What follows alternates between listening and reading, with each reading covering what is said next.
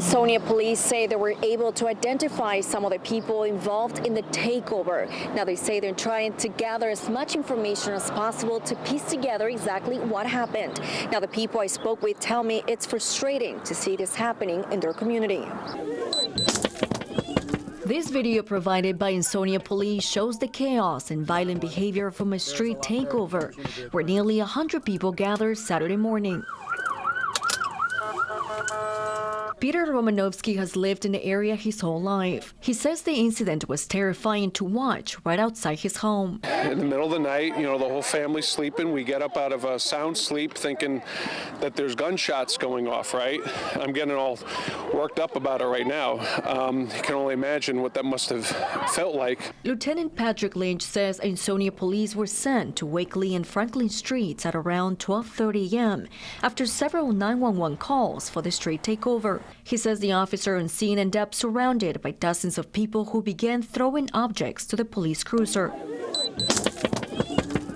He tried to back up. They continued. One jumped on the hood of his car, and in the process of backing up, he struck another car that was parked and unoccupied. At that point, more people came around. Someone ended up throwing things at the car, smashed the windshield on the car. Extremely volatile situation. As more police officers arrived, the damage had already been done. Shakira has lived in the area for more than 10 years. She says she moved to Ansonia because of its quiet neighborhoods.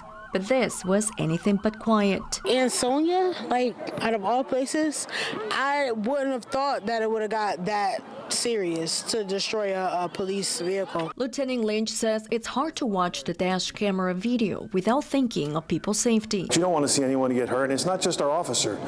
There's people standing outside while these cars are driving that way. And I rush over to the corner of the house, and I get some video footage of a guy doing donuts in the middle of the street with about 50 to 100 people.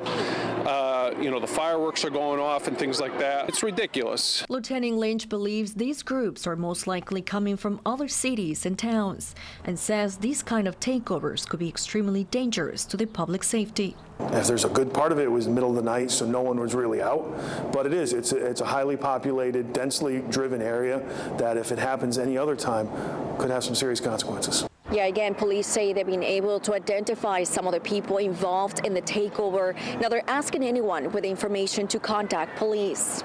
In Ansonia, Valerie Moravi, Fox 61.